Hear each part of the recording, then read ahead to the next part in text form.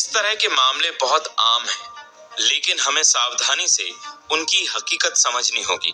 हो सकता है कोई व्यक्ति कुछ समय के लिए सफल नजर आए, लेकिन धोखे से हासिल धन अक्सर पंख लगाकर उड़ जाता है। इसके अलावा जब हम किसी दूसरे को लूटते हैं, तो हम खुद को लूटते हैं। जिस कमी और सीमा की मानसिकता से हमने व्यवहार किया है, वह दूसरे तरीकों से भी खुद को प्रकट करती है, जैसे हमारे शरीर, पारिवारिक जीवन और लोगों के साथ हमारे संबंधों में। जो भी हम सोचते और महसूस करते हैं, वही होता है। हम जिसमें विश्वास करते हैं, वही होता है। धोखे से दौलत इकट्ठी करने वाले व्यक्ति को सफल नहीं माना जा सकता। मानसिक शांति के बिना कोई सफलता नहीं होती है। किसी व्यक्ति की दौलत का क्या फायदा अगर वह रात को सो नहीं सकता है, बीमार है या उसमें अपराध बोध की ग्रंथि है। मैं एक बार लंदन में एक अपराधी से मिला, जिसने मुझे अपने कुछ कारनामे बताए। उसने बहुत सारी दौलत इकट्ठी कर ली थी और वह लंदन के बाहरी इलाके में अपने मकान में विलासिता से रहता था। गर्मियों में वह फ्रांस के घर में विलासिता का जीवन गुजारता था। विलासिता से, लेकिन आराम से नहीं। उसे हमेशा डर लगा रहता था कि स्कॉटलैंड यार्ड उसे कभी भी गिरफ्तार कर लेगा। उसे कई आंतरिक समस्याएं थीं, जो निश्चित रूप से उसके सतत डर और गहराई में जमी अपराध बोध की ग्रंथि से उत्पन्न हुई थी। वह जानता था कि उसने गलत काम किए हैं। अपराध के इस गहरे एहसास ने उसकी ओर बहुत सी मुश्किलों को आकर्षित किया। बाद में मैंने सुना कि उसने खुद को पुलिस के हवाले कर दिया और जेल की सजा काटी। जेल से छूटने के बाद उसने मनोवैज्ञानिक और आध्यात्मिक सलाह ली, जिससे उसका कायापलट हो गया। वह नौकरी करने लगा और कानून का पालन करने वाला ईमानदार नागरिक बन गया। उसे वह सब मिल गया जिसे करने से उसे प्रेम था। अब वह जीवन में पहली बार खुश था। सफल व्यक्ति अपने काम से प्रेम करता है और खुद को पूरी तरह व्यक्त करता है।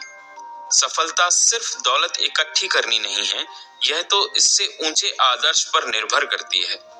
सफल व्यक्ति वह है जिसने गहन मनोवैज्ञानिक और आध्यात्मिक समझ हासिल कर ली है। आज के कई महान बिजनेसमैन सफलता के लिए अपने अवचेतन मन के सही उपयोग पर बल देते हैं। वे किसी आगामी प्रोजेक्ट को इस तरह देखते हैं जैसे वह पहले ही पूरा हो चुका हो। उसकी साकार तस्वीर देखने और अपनी प्रार्थनाओं के परिणाम को महसूस करने के बाद उनका अवचेतन मन उस प्रोजेक्ट को पूरा कर देता है। अगर आप किसी लक्ष्य की स्पष्टता से कल्पना कर सकें, तो आपको आवश्यक चीजें मिल जाएंगी।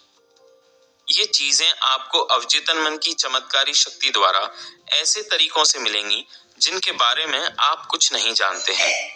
सफलता की 3 पायदानों पर विचार करते समय आपके अपने अवचेतन मन की रचनात्मक शक्तियों को कभी नहीं भूलना चाहिए। यही सफलता की किसी भी योजना में सारे कदमों के पीछे की शक्ति है। आपका विचार रचनात्मक है। विचार भावना के साथ मिलकर कल्पनावादी आस्था या विश्वास बन जाता है और तुम्हारे विश्वास के अनुरूप तुम्हें दिया जाएगा। मैथ्यू 9:29। जब आप समझ लेते हैं कि आपके भीतर एक प्रबल शक्ति है जो आपकी सारी इच्छाओं को साकार करने में सक्षम है, तो आपको आत्मविश्वास और शांति का एहसास मिलता है। आप चाहे जो काम करते हो, आपको अपने अवचेतन मन के नियम अवश्य सीखने चाहिए। जब आप जानते हैं कि अपने मन की शक्तियों का कैसे प्रयोग किया जाए, जब आप खुद को पूरी तरह अभिव्यक्त कर रहे हों और अपनी प्रतिभा से दूसरों को लाभ पहुंचा रहे हों, तो आप सच्ची सफलता के अचूक मार्ग पर हैं। अगर आप ईश्वर के काम या इसके किसी हिस्से में जुटे हों, तो ईश्वर आपके साथ है। ऐसे में कौन आपके खिलाफ टिक सकता है? धरती या आसमान में ऐसी कोई शक्ति नहीं है जो आपको सफलता तक पहुंचने से रोक सके। उसने अपना सपना कैसे साकार किया? हॉलीवुड में मैं एक अभिनेता से मिला जिसका नाम शायद हर फिल्म देखने वाले या टेलीविजन प्रेमी को मालूम होगा। उसने मुझे बताया कि वह मिडवेस्ट में एक छोटे से खेत पर पला बड़ा था। उसका परिवार जैसे तैसे गुजारा करता था। उसके मनोरंजन का एकमात्र साधन पुराना ब्लैक एंड व्हाइट टीवी था, जिस पर मुश्किल से 2 चैनल आते थे। इसके बावजूद उसने अभिनेता बनने का सपना देखा। यह सपना उसके दिलो दिमाग पर दिनों दिन हावी होता चला गया। उसने बताया कि जब मैं बाहर खेतों पर काम करता था या खलिहानों में गायों को वापस लाता था, तब भी मैं सारे समय कल्पना करता था कि मेरा नाम एक बड़े थिएटर के बाहर बड़े बड़े अक्षरों में लिखा है। मैंने हर चीज स्पष्टता से देखी। प्रशंसकों की भीड़ शोर मचा रही है। इंटरव्यू लेने वाले मुझे घेरे हुए हैं। मैं यह तस्वीर वर्षों तक देखता रहा। आखिरकार मैंने घर छोड़ दिया। मैं लॉस एंजलिस पहुंच गया और मुझे फिल्मों तथा टीवी कार्यक्रमों में एक्स्ट्रा का काम मिल गया। जल्दी ही मुझे अभिनेता के रूप में पहली भूमिका मिल गई। प्रीमियर की रात जब मैं कार से थिएटर पहुंचा तो बेहोश होते होते बचा। वहां पर मेरा नाम बड़े बड़े अक्षरों में रोशनी में चमक रहा था।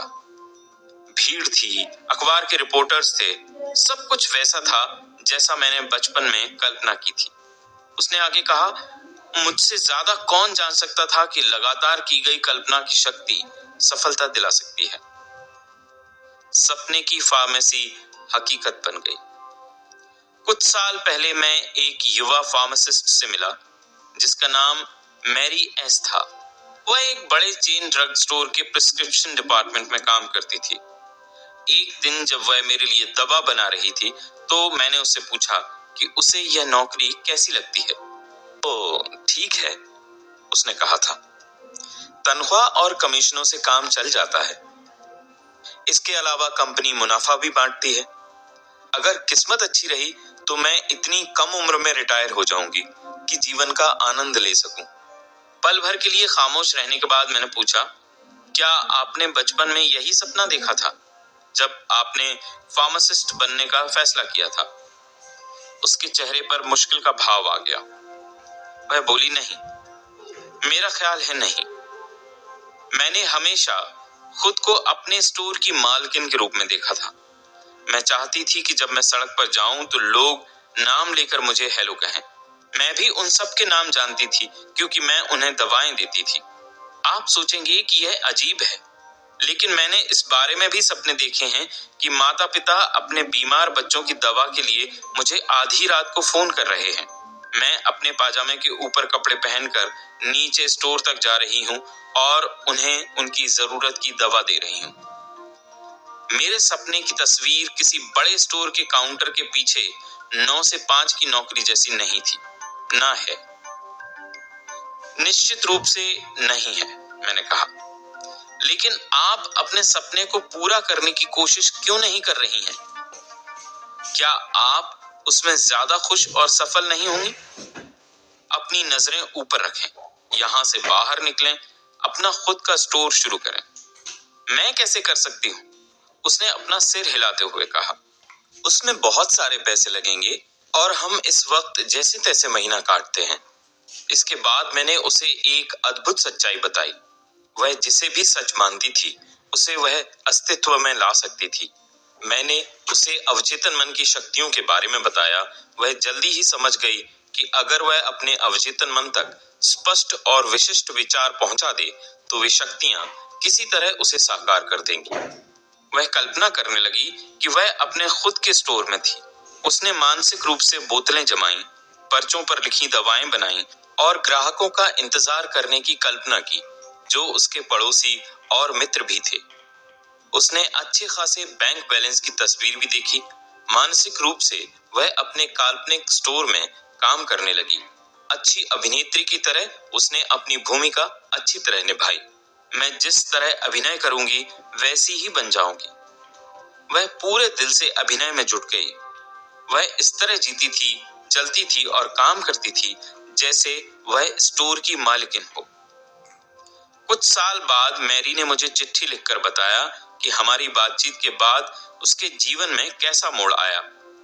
जिस चेन स्टोर में वह काम करती थी वह एक नए मॉल के बड़े स्टोर से प्रतिस्पर्धा में दिवालिया हो गया। इसके बाद वह एक बड़ी ड्रग कंपनी में ट्रैवलिंग रिप्रेजेंटेटिव का काम करने लगी और एक ऐसा इलाका संभालने लगी जिसमें कई राज्य थे। एक दिन काम के सिलसिले में उसे अपने इलाके के पश्चिमी कोने के एक छोटे कस्बे में